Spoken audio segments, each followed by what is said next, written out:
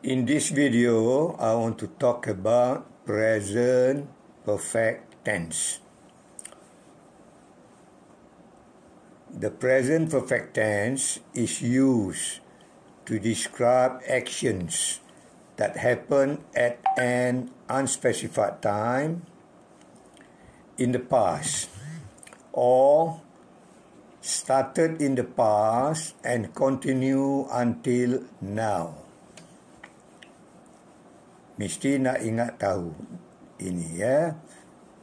Okey, dalam bahasa Melayu, present perfect tense adalah diguna untuk menerangkan sesuatu kejadian atau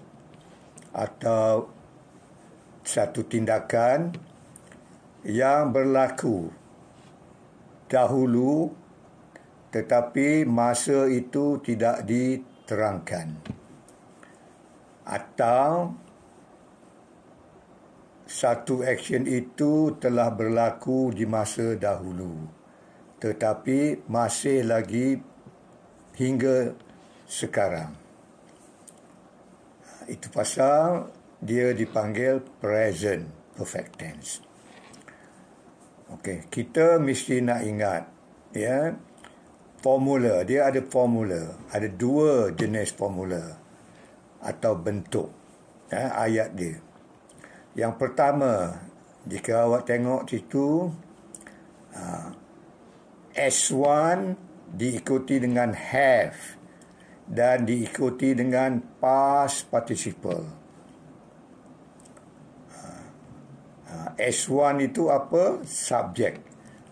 Subjek itu mestilah I, you, will, they, the cats, the students, atau plural. S1 itu plural, mesti plural.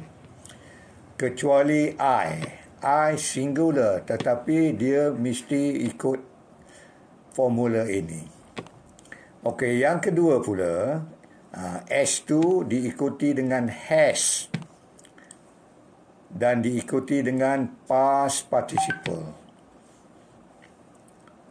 S2 mestilah he, she, it, the cat, the students, the student, dan mesti singular. Mesti singular. Mesti nak ingat itu. Okey, saya kasih example. Nombor satu, I have eaten sushi. Eaten itu adalah past participle. Awak mesti nak tahu ini. Past participle of verb eat. Ya. I have eaten sushi. Dalam bahasa Melayu, maksudnya apa? Saya pernah makan sushi. Pernah. Jadi maksud itu, dahulu saya pernah makan.